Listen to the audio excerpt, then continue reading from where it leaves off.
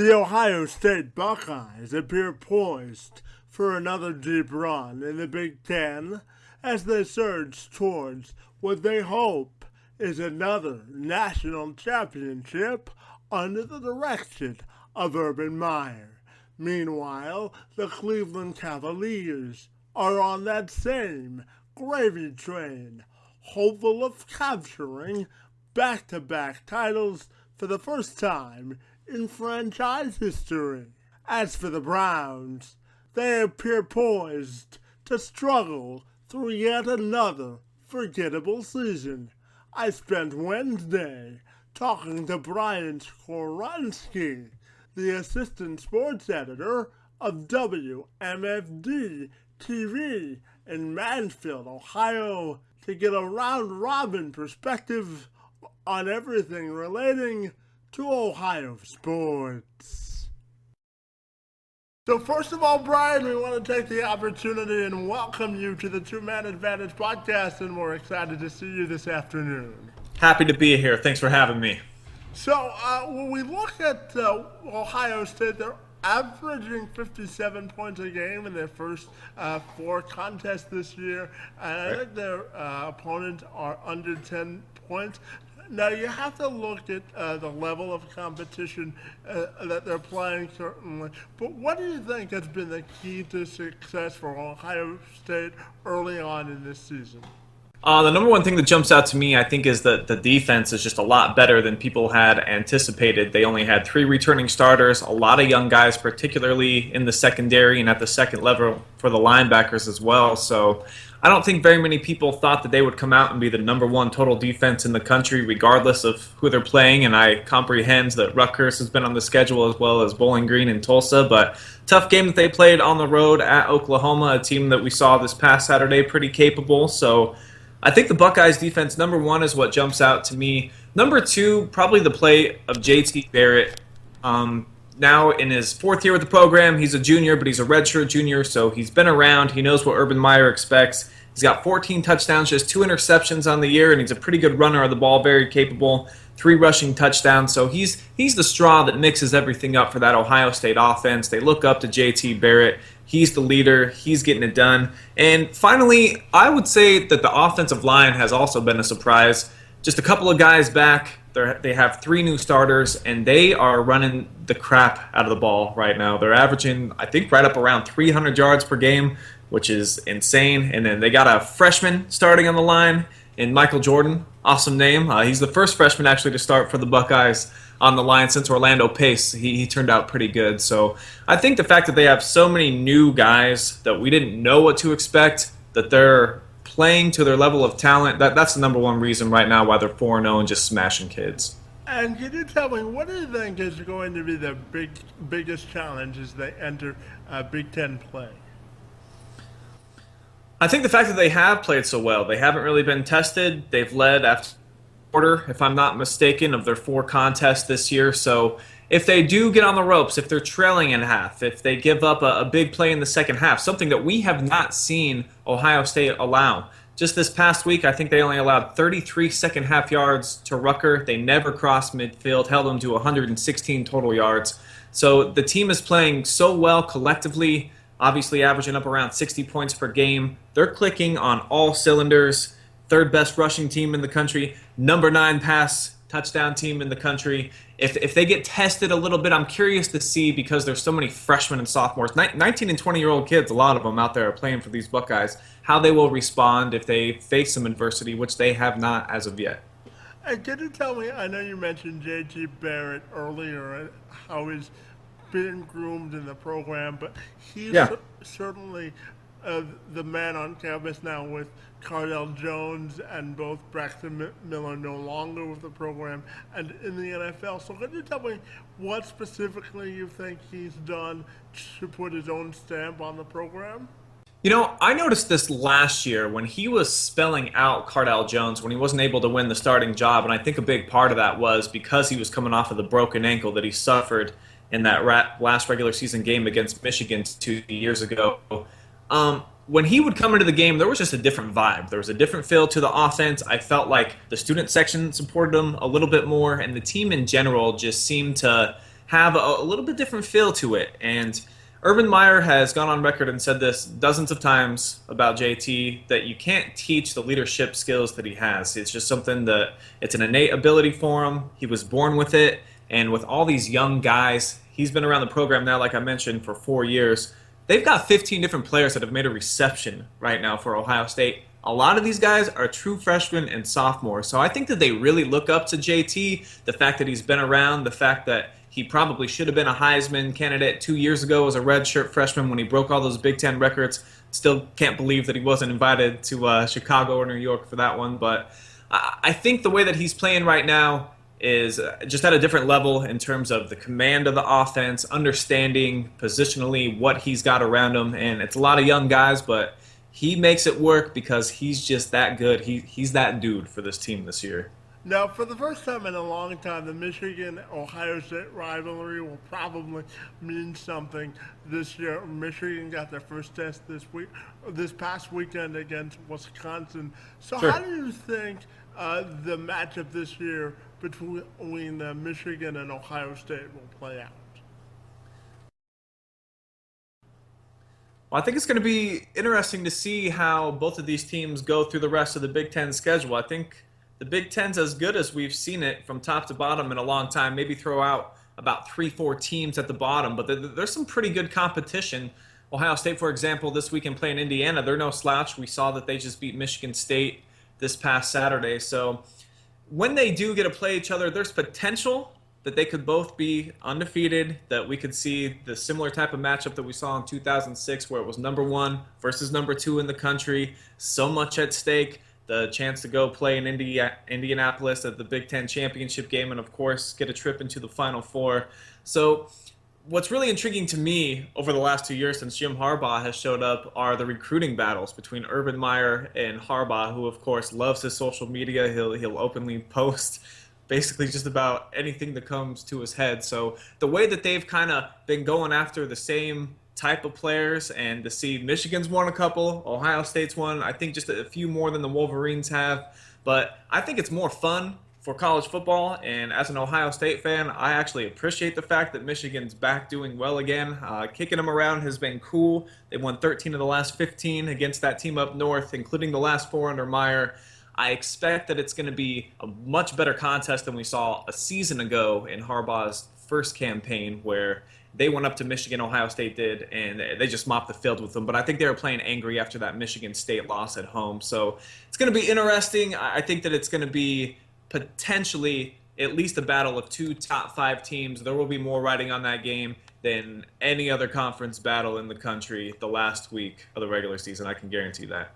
Now, before we transition to our next topic, I just wanted your perspective on the dynamic between Harbaugh and Meyer, and how you think that'll develop the rivalry going forward. Well, I think because Harbaugh is such a vocal guy, like I was talking about, he just doesn't really care, per se, what anybody thinks about him. I think that is what's going to juice this up even more. Urban Meyer, for the most part, kind of keeps to himself. He does have social media accounts. He will post on Twitter every now and again, but not in the same manner as Harbaugh. But as they keep going after the same exact football players up here around Ohio, where, of course, high school football is some of the best in the entire country. Michigan as well has some pretty solid high school football, as you guys know, out there in your Windsor area. So as they keep going after the same players, I think it's going to be interesting to see how it elevates in terms of how the media portrays it, because I know Harbaugh is not going to hold anything back. I also think it'll be pretty interesting to see how long Jim Harbaugh actually stays at Michigan. He's never been at a place, I don't think, any longer than 4 years, if I'm not mistaken. So if he sticks around at Michigan with that program for a while, and Urban Meyer sticks with Ohio State, which it appears he's going to, he gets paid quite a bit of money, and he just seems to love being back in his home state. I think it's going to be probably the best rivalry to watch moving forward for as many years as those two guys stick around.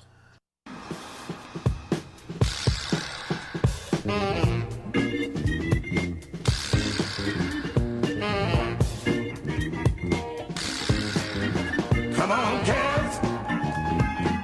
Gotta make it happen. Come on, Cavs.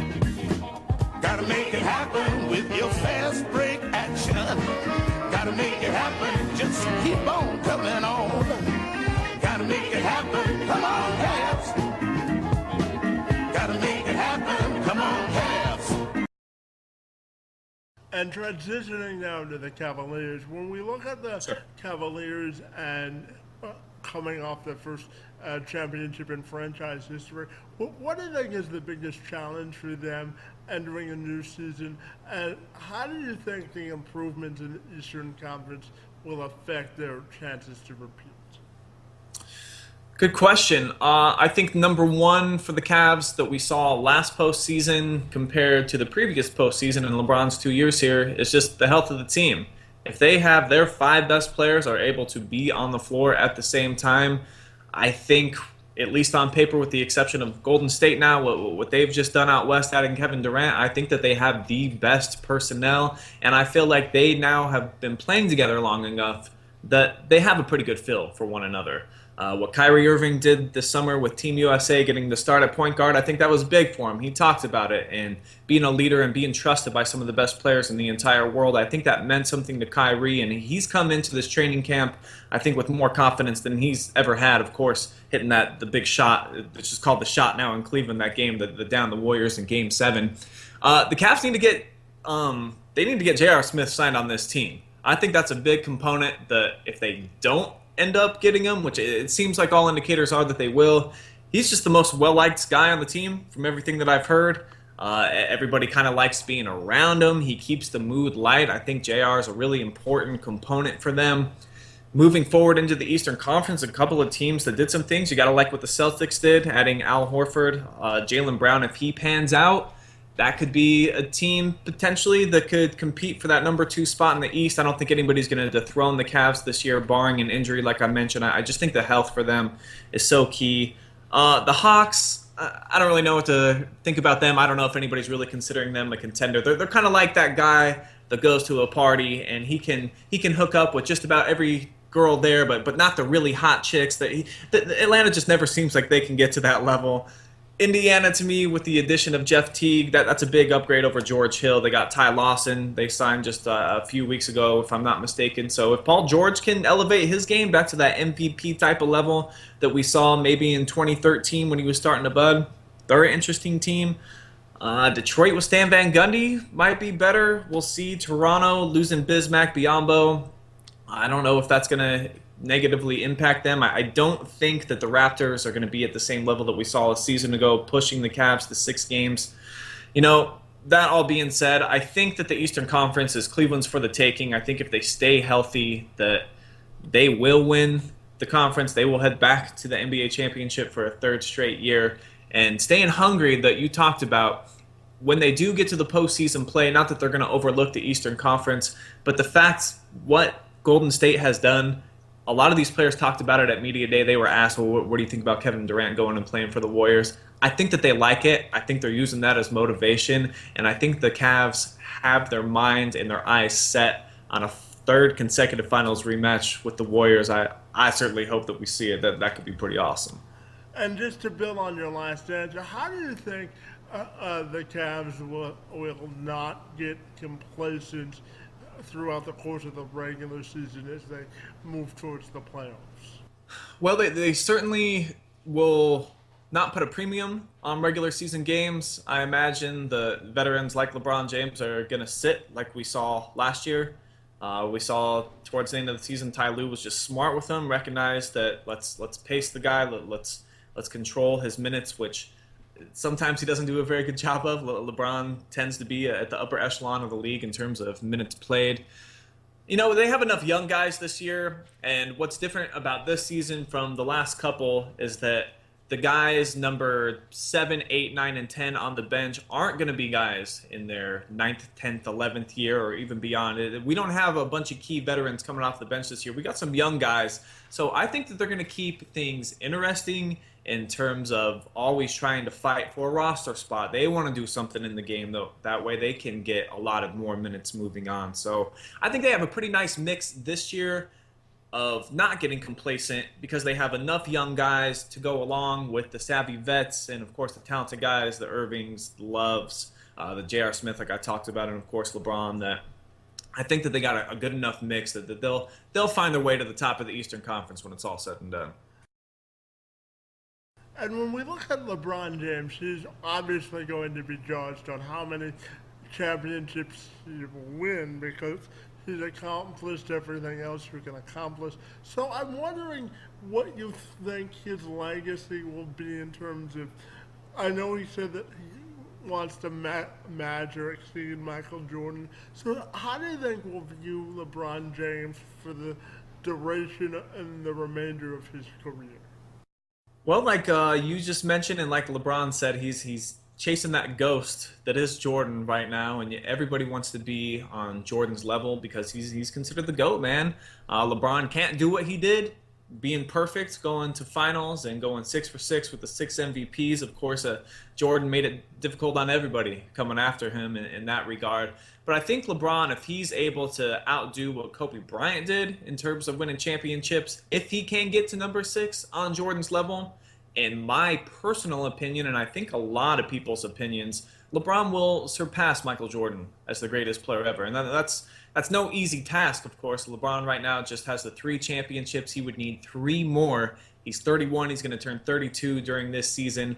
I view him as probably having, the way that he takes care of his body, at least 4 more years where he can play at the top of his game. And he's got Kyrie Irving locked down with the Cavs for the next 4 years, as well as Kevin Love. So the nucleus of the team is going to be there. Tristan Thompson throwing the mix as well. If LeBron can stay healthy, I don't see any reason with the way the landscape of the Eastern Conference is right now that he can't keep getting back to NBA Finals. If he keeps playing at the top of his game, he should have an opportunity to at least play for 3 more championships. And if he can get 3, I think he then does surpass Michael Jordan as the greatest basketball player of all time.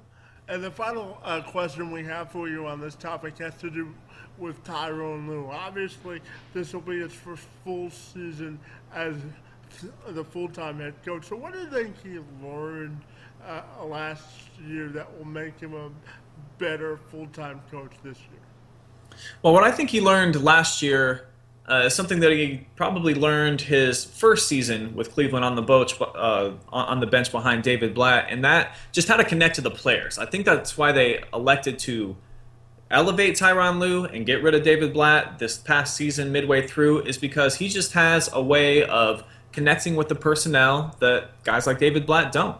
He played in the NBA. He's an NBA champion. He's got the ring. He's got the bling. And now he's got the credentials as a coach that has won it. He's been there and he's done it. So I think confidence-wise, of course, he's got to be elevated to a different level. Getting that postseason, those reps that he had last year where they ran through the first couple of rounds, had a little bit of trouble with Toronto, and then coming back from 3-1. I mean, that's experience that Ty Lue, obviously it's invaluable to him at this point. He's learned from what he's seen behind David Blatt the first time that they went to the NBA Finals. And as far as being better as a coach, I think probably what he learned most is what he knew as a player, is that's the players play. At the end of the day, you can have whatever type of scheme you want, and he's always talking to his guys about pace, tempo. Kyrie, I want you to be faster. I want you to be faster. But at the end of the day, it's the players that are playing the game, and I think that he kind of lets the guys control the action a little bit more than maybe he probably did in his first couple of weeks on the job. That's my anticipation this year, is that he'll put the ball in Kyrie's hands a little bit more. Of course, LeBron likes to make the adjustments on the fly, both offensively and defensively. So I think he'll just trust his guys a little bit more, because it feels like, from what I've seen at their practices and certainly at Media Day, the top guys were all hugging all over Ty Lue. They seem to genuinely like him, and he's got a bond with them that I think it's really important. I think it's going to be key for them moving forward. Now, just one follow-up on the Cavs. Do you think David Blatt got a raw deal in Cleveland, and do you think he'll be a head coach again or no? I don't know if he'll be a head coach again in the NBA. As far as getting a raw deal, if you look at the numbers, I would say, yeah, on paper he got a raw deal.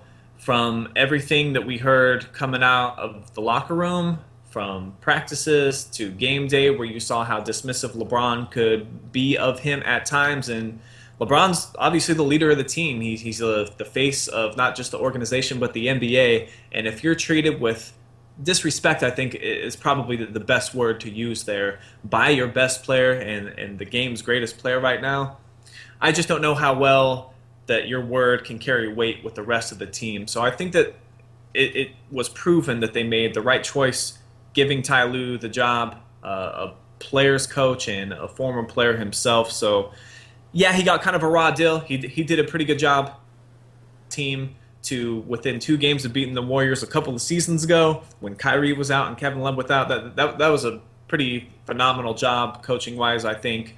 But I think that the Cavs and David Griffin, general manager, probably would tell you that he feels like that they made the right call there.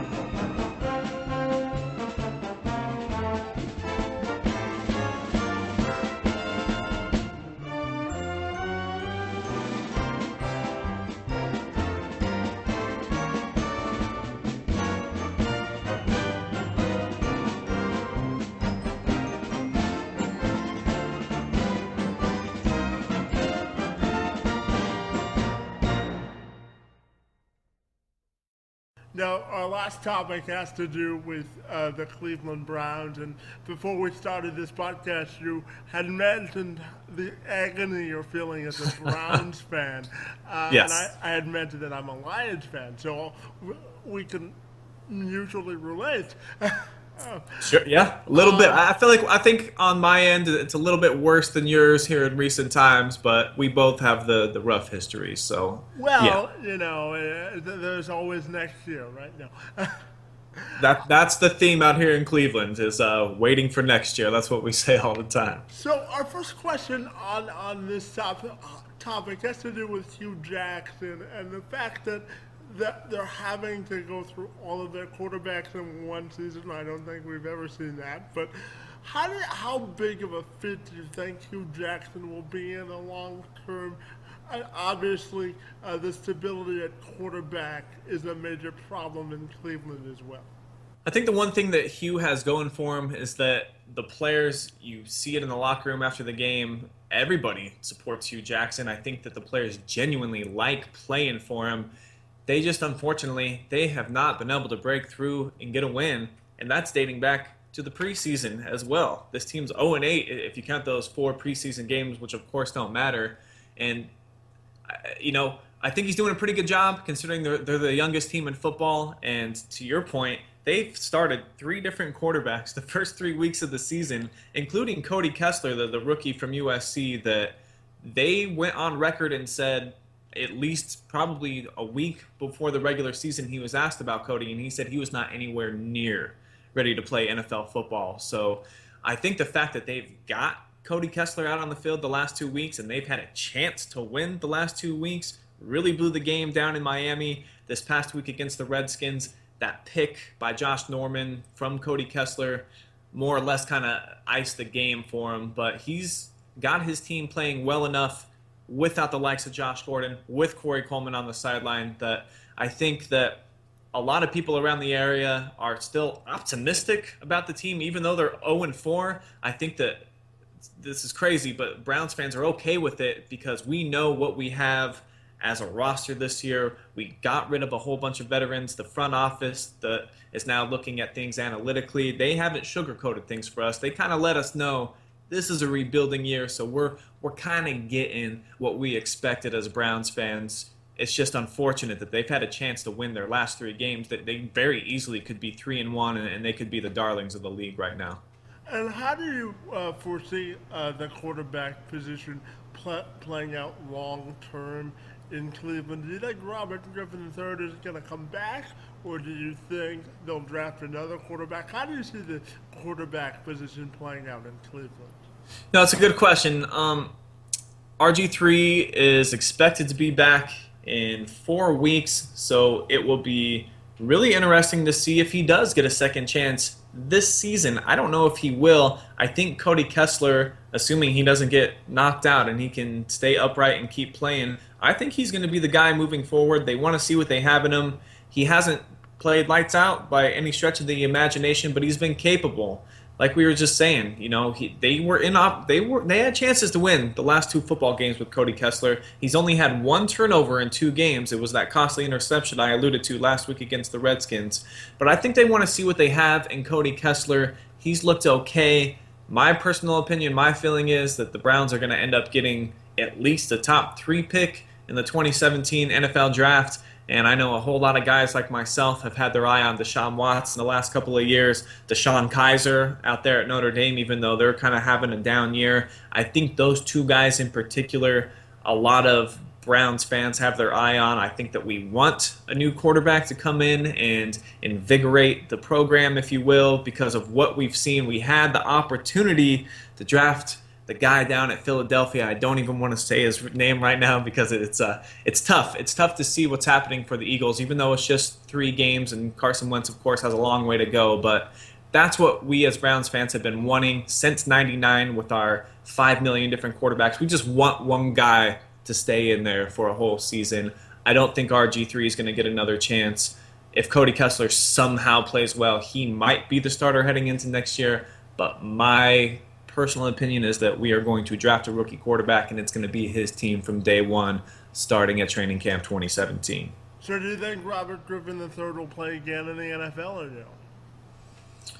As a full-time starter, I don't. I think RG3 has proven that his durability just is what it is. The way that he knocked himself out against the Eagles, and I think that I'm putting that in the correct phrase, he ran right into the defensive back. He just doesn't really comprehend how to protect himself as a quarterback. He's not a real big physical guy. I've got to talk to him one-on-one. He's just a little bit bigger than me, and I would be terrified to go up and play against some of these NFL guys, linebackers, certainly some defensive linemen. So I think his days probably are numbered in the NFL in terms of being the man at training camp, because that's what he was for the Browns. He was coming in. He was the number 1 guy. There was no doubt about it. He started from day 1 in the preseason, and from week 1, we saw how it played out. So that kind of is what RG3's legacy, unfortunately for him, I think will end up being. Even though he's only 26 years old, he has time on his side, but he just doesn't get it in terms of protecting himself. I think that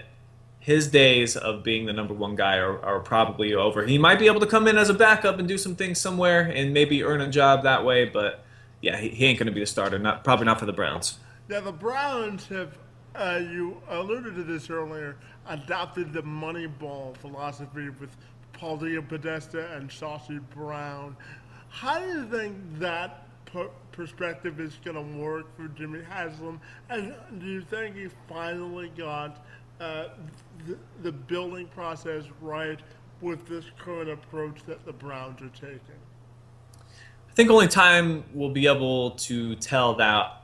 Evaluating players based on statistics and analytics is something that I would argue probably all coaching staffs and organizations do. They look at that type of thing, but it's not the number 1 guideline. The Browns right now, from everything that we're hearing, that is going to be the number 1 way that they evaluate players and talent. So time will tell. This is their first year with the club, and they cleaned house. I mean, they cut ties with at least 3 veterans on the team that could have been difference makers for us this year so that they could plug in some young guys along the defensive front, and in our linebacking core as well. So if we see some of those guys step up and make some plays for us throughout the course of the season, and we get kind of some better vibes as the 2016 campaign comes to a close, We'll see. I think they certainly got it right with the coaching staff.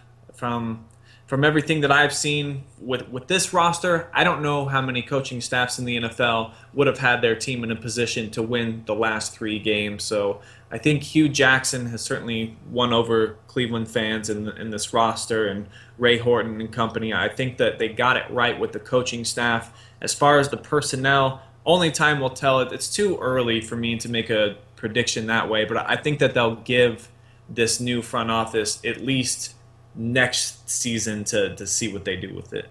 And my final question for you, and I promise I'm not trying to be cynical or sarcastic, but why should people be excited about Cleveland Browns football?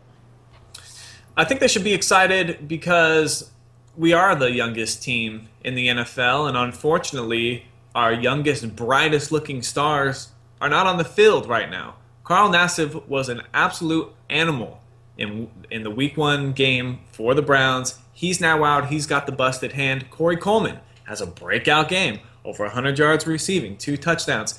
He breaks his hand at practice 2 days later. So they do have some young kids out there that have displayed that they're some pretty good football players, and basically the roster from top to bottom, it's a whole bunch of guys ages 21 to 25. So if you can have at least 3 or 4 guys emerge as full-time starters this season, where somebody that probably a lot of rosters wouldn't even make the 53-man roster, if we can have some guys step up and show that they're NFL caliber players, maybe one of them becomes a star for the Browns, I think that there is some light at the end of the tunnel.